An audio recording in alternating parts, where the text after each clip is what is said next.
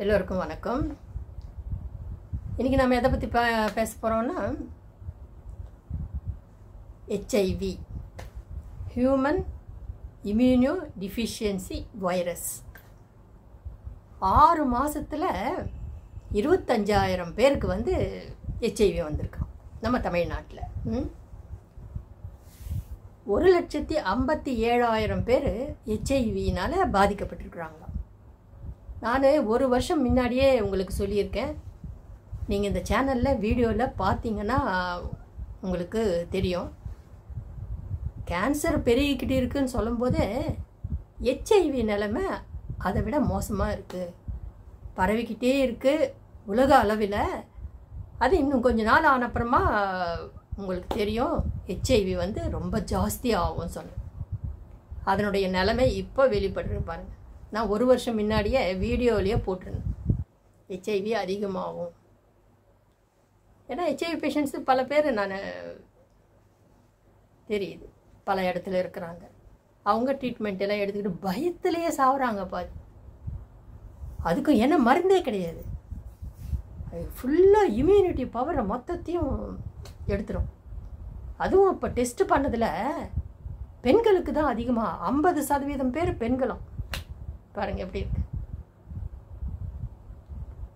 அதுவும் இப்போ டெஸ்ட்டு பண்ணி தான் ஒரு டெஸ்ட்டு பண்ணாமல் இருக்கிறவங்க இன்னும் எவ்வளோ பேர் இருக்காங்க. டெஸ்ட்டு எப்போ பண்ணுவாங்க? ஏதாவது ப்ரெக்னெண்ட்டாக இருக்கும்போது எடுத்து பார்ப்பாங்க, டெலிவரி டைமில் அது மாதிரி டைமில் பார்ப்பாங்க. ஏதாவது ப்ளட் டெஸ்ட் அது மாதிரி கொடுக்கணுன்னா அந்த டைமில் பார்ப்பாங்க. ஏதாவது ஒரு தேவைப்படும் போது தான் அந்த டெஸ்ட்டை எடுக்கிறாங்க. அப்படி எடுக்கும்போதே இந்த அளவுக்கு பாதிப்பு இருக்குன்னு சொல்லிட்டு இப்போ லேட்டஸ்ட் நியூஸ் இது. அப்போது எடுக்காதவங்க, இன்னும் அந்த டெஸ்ட்டு எடுக்காதவங்க நாட்டில் எவ்வளோ பேர் இருக்கிறாங்க. உலக அளவிலேயே இப்போ ஏறிட்டு இருக்கிறோம். உலக அளவிலேயே ஹெச்ஐவி அதிகமாக இருக்கு. ஃபுல்லாக நடைமுறைகள் மொத்தம் மாறிப்போச்சு நாட்டில். அதுக்கு மருந்தே இல்லாதம்போது எந்த அளவுக்கு அவன் பயந்து செத்துக்கிட்டு இருப்பான். நிறைய பேர் அப்படி தான் ஆங்கில மருந்து யூஸ் பண்ணுறாங்க. யூஸ் பண்ணால் கூட ஆங்கில மருத்துவத்தில் அவங்களே சொல்கிறாங்க இதுக்கு மருந்து கிடையாது, மருந்து கண்டுபிடிக்கல, அது சில மாத்திரைங்கள்லாம் கொடுத்து இதை யூஸ் பண்ணிக்கிட்டே இருங்க. அது சீந்தில் கொடி நம்ம சித்தா கணக்கில் நம்ம கணக்கில் பார்க்கும்போது உணவு முறையில் வரகு 3 நாள் சாப்பிடணும். மற்றதான குலசாமையிலேருந்து சாமையிலேருந்து எல்லாம் ஒரு நாள் சாப்பிட்ணுன்ட்டு இதுக்கு லிஸ்ட்டில் வருது. சீந்தில் கொடி நாங்களாம் கொடியெல்லாம் யூஸ் பண்ணுவோம். சீந்தில் கொடி அது நல்லா சுகர் ப்ராப்ளம் இருக்கிறவங்க கூட அது சீந்தில் கொடி நம்ம இடித்து அது தண்ணியில் போட்டு அதை குடித்தா நல்லா நார்மல் ஆகுது. சுகரே நார்மலுக்கு வந்துடுது. அப்புறம் பிபி ஏறாமல் இருக்கணுமா. ஹெச்ஐவி பேஷண்ட்ஸ்க்கெல்லாம் பிபி கட்டுக்கடங்காத நிலைமையில் இருக்கும்போது அவங்களுக்கு இது ரொம்ப பரவுதான். 3rd ஸ்டேஜ் எய்ட்ஸ் கணக்கு வந்துடுது. அவங்களுடைய இம்யூனிட்டி பவர் மொத்தத்தையும் நசுக்கு அப்படியே ஒன்றுமே இல்லாமல் போயிடும். அப்போ அந்த இம்யூனிட்டி பவரை ஏற்றணும். அதுதான், அதனால தான் முதலே பிளட் டெஸ்ட்லாம் எடுத்துடணும். பிளட் டெஸ்ட் எடுத்து பார்த்தா தான் உடம்புல இருக்கா இல்லையான்னு தெரியும். நெகட்டிவாக பாசிட்டிவான விஷயம் தெரியும். அதுக்கப்புறமா என்ன செய்யணும், எப்படி ஃபுட்டு விஷயத்துலேருந்து அவங்க மாற்றத்தை கொண்டு வரலாம். அதனால் ரொம்ப மோசமான நிலைமையில் இருக்குது நாடு போகிற போக்கு. அவங்க ஃபுட்டில் இருந்து எல்லாமே மாறுது. இப்போது கேன்சர் பேஷண்ட்ஸ் எல்லாம் பால் குடிக்காத வரையும் அவங்களுக்கு கேன்சர் இல்லையா, நல்லா இருக்கிறான். அந்த பால் குடிக்க 2 டம்ளர் ஒரு நாள் குடிச்சிட்டு இருந்தாங்களா. கொஞ்சம் கால இடைவெளியில் போய் டெஸ்ட் எடுத்து பார்த்தா கேன்சரு 3rd ஸ்டேஜ் சொன்னாங்க. என்னடா இது, அதுக்கு முன்னாடி கிடையாது, என்ன எப்படி வந்துச்சு என்னன்னு யோசித்து பார்க்கும்போது பால் 2 வேளை குடிச்சிக்கிட்டு இருந்தா, ஒரு டம்ளர் ஃபுல்லாக குடிச்சிட்டு இருந்திருக்காங்க. ஏன்னா அது ஜெர்சி மாடு மாதிரி பெரிய பெரிய மாடுங்களுக்கு 2 ஊசி இன்ஜெக்ஷன் எல்லாம் போட்டு அந்த பாலை கறக்குறாங்க. அந்த பால் என்னென்னமோ இருக்கான், அதெல்லாம் லிஸ்ட்டெல்லாம் போட்டு அந்த பாலில் இது இந்த நோய் வரா மாதிரி இன்னும் எல்லாம் அது இது இன்னமும் லிஸ்ட்டில் பயங்கரமாக இங்கிலீஷில் நிறைய அதில் போட்டிருந்தாங்க. போட்டு இது அதனால் கேன்சர் உருவாகுதுன்னு சொல்லிட்டு வெளிநாட்டிலெல்லாம் அந்த பாலை பேன் பண்ணிட்டாங்க. வெளிநாட்டுக்கும் பல நாடுகள் பேரெல்லாம் சொல்லி இந்த நாடுகளெல்லாம் இந்த பாலெல்லாம் கிடையாது, யாரும் குடிக்கிறது கிடையாது, எல்லாம் நிறுத்திட்டாங்க. இந்தியாவில் மட்டும்தான் இருக்குது. அப்போ இந்தியாவில் எல்லோரும் அதை குடிச்சிக்கிட்டு அந்த பால் பேக்கெட்டை முதல்ல ஒருத்தர் கூட வீடியோவில் போட்டிருந்தார். இந்த எல்லோரும் பால் பேக்கெட்டுன்னு அலைஞ்சி யூஸ் பண்ணிகிட்டு இருக்கிறீங்க, பசங்களுக்கு கூட பால் கொடுக்குறவங்க. அது ஒரு பால்ன்றது மெயின் உணவாட்டம் ஆகிப்போச்சு. அந்த இதை இந்த பேக்கெட் பாலுங்களை நீங்கள் யூஸ் பண்ணிகிட்டு இருக்கிறவங்களுக்கு வருங்காலத்தில் கேன்சர் வருதா இல்லையா பாருங்கன்னு சொல்லிட்டேன்.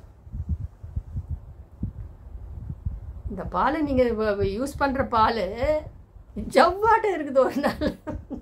அதில் என்ன கலக்கிறாங்க என்னன்னு ஒன்றும் தெரியல. பால் ஒரு நாள் ஜவ்வு, என்னடா இது பால் ஜவ்வு மாதிரி இருக்குன்ட்டு அந்த மாதிரி ஏதோ மிக்சிங் ஏதோ நடக்குது, கதை ஏதோ நடக்குது.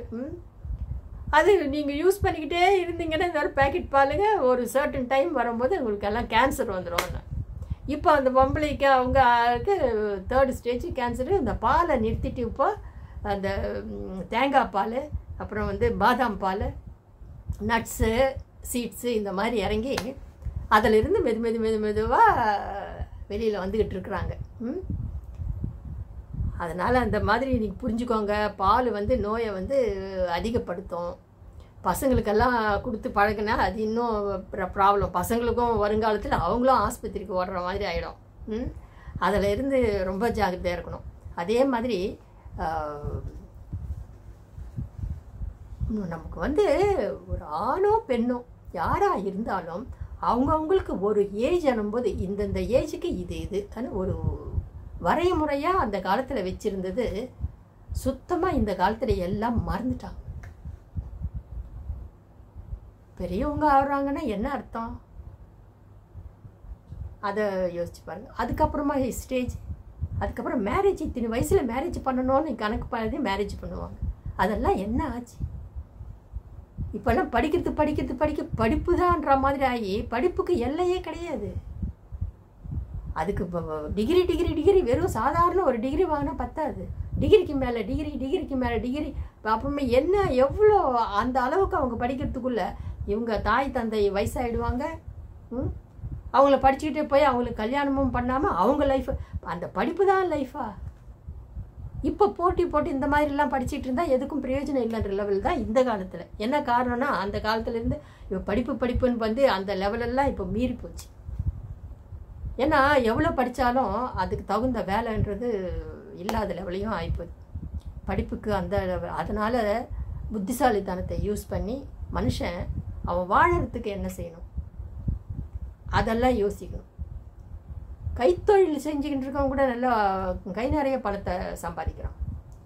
படித்தவன் வேலை கிடைக்காம அலைஞ்சிக்கிட்டு இவ்வளோ படித்தான் அவ்வளோ படித்தேன்னா வாயில் அந்த பட்டங்களை மட்டும் சொல்கிறோம்.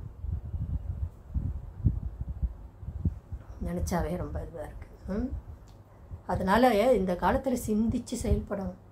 அந்தந்த காலகட்டத்தில் எதுனாது மனுஷன் ஒரு உயிரினமே ஹார்மோன் சுரக்கிறதுல இருந்து எல்லாமே அவனுக்கு அந்தந்த ஏஜுக்கு என்னென்ன அதுன்றது எல்லாமே இயற்கை அப்படி உருவாக்கியிருக்கு. அதில் இருந்து இவன் தவறும்போது எல்லாமே குளறுபடி ஆயிடுது. இப்போ அதெல்லாம் புரிஞ்சிக்க வேண்டியிருக்கு. காலத்தின் கட்டாயம் இது. மனுஷங்க சரியாக நோய் இல்லாமல் நல்லபடியாக வாழணுன்னா இப்போ அவங்கள தன்னை சிந்தித்து செயல்பட்டு தன்னை மாற்றிக்க வேண்டிய இது காலத்தின் கட்டாயம். வேறு வழியே இல்லை. இல்லைன்னா அவனை எச்ஐவி இருக்கிறவங்களாம் அவங்கவுங்க அது வந்தவங்களுடைய எக்ஸ்ப்ரெஷனை பார்க்கணுமே. அன்னன்னைக்கு செத்து பிழைக்கிறாங்க. என்னதான் அவங்களுக்கு அந்த டயட் சாப்பிட்டாலும் சரியாகுமா இல்லையா அந்த கேள்வி. ஏன்னா அதுக்கு மருந்து கண்டுபிடிக்காதனால அவங்களுடைய பரபரப்பு, அவங்களுடைய தேடல் ரொம்ப பயங்கரமாக இருக்குது. தினம் செத்து பிழைக்கிற மாதிரி அவங்க. அது ரொம்ப மோசமான இது. அதனால் என்னென்னா அவங்கவுங்க பசங்களை அவங்கவுங்க ரொம்ப கண்காணிப்பாக வச்சு எந்த காலத்தில் என்ன பண்ணணுமோ அது பண்ணிவிடுங்க. பசங்க என்ன தான் வளர கூட தாய் தந்தைங்களுக்கு எப்போவுமே அந்த பசங்க சின்ன பசங்க மாதிரியே தோணும். படிப்புன்னு வேலைன்னு சொல்லிட்டு அவங்களுடைய வாழ்க்கையை வந்து அது மேலேயே விட்டுட்டு அவங்களுக்குன்னு ஒரு வாழ்க்கையை அமைச்சு கொடுக்கலன்னா இந்த மாதிரி ஒரு நோய் ஏதாவது வந்துடுச்சுன்னா இப்போ 50% பெண்களுக்கு தான் அதிகம்ன்றாங்க. அந்த விதத்தில் ஆண்களே பெட்டர்ன்றாங்க. அப்போ என் நாடு எந்த அளவுக்கு கெட்டு போச்சு, ரொம்ப மோசமாக இருக்குல்ல. அப்போ எவ்வளோ ஜாகிரதையாக இருக்கணும் தாய் தந்தை. குழந்தைங்கள பெற்று வளர்க்குறது பெருசு சாதாரண இது கிடையாது, ரொம்ப விஷயம். அதில் வந்து இனிமேல் வந்து படிப்புன்னு காலத்தை விரயமாக்கிக்கிட்டு அவங்களுடைய வாழ்க்கையை கெடுக்க வேண்டாம். அவங்களுக்குன்னு ஒரு வாழ்க்கையை அமைச்சு கொடுக்கறது தான் புத்திசாலித்தனம். ஏன்னா எப்போவுமே நான் சொல்கிறேன், தாய் தந்தைக்கு பசங்க வந்து சின்ன பசங்க மாதிரியே தோணும். கூடவே வச்சுக்கிட்டு இருக்கவங்களுக்கு இன்னும் படிக்கட்டும், PhD படிக்கட்டும், அதை படிக்கட்டும், இதை படிக்கட்டும், அவங்கள வாழ்க்கையை வந்து அப்படியே ஓட்டிட்டு அவங்களுக்குன்னு ஒரு குடும்பம் இல்லாத மாதிரி ஆகிடும். ஏன்னா இப்போ இந்த காலம் ரொம்ப கெட்டு போயிருக்கு, ரொம்ப மோசமாக இருக்குது. அதை திருத்தறது நம்மளால் முடியாது.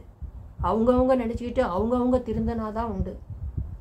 திருடனா பார்த்து திருந்தாவிட்டால் திருட்டை ஒழிக்க முடியாதுன்னாங்க. இப்போ ஒவ்வொரு மனுஷனும் அவன் தன்னை அனலைஸ் பண்ணிக்கணும், சிந்திக்கணும். அந்த சிந்தனையின் ஒரு முடிவு வந்து மனுஷனுக்கு அவனுடைய வாழ்க்கையை அவன் வந்து சரி பண்ணிக்கிறதுக்கு வழி கிடைக்கும். சரி, அடுத்த வீடியோவில் பார்க்கலாம்.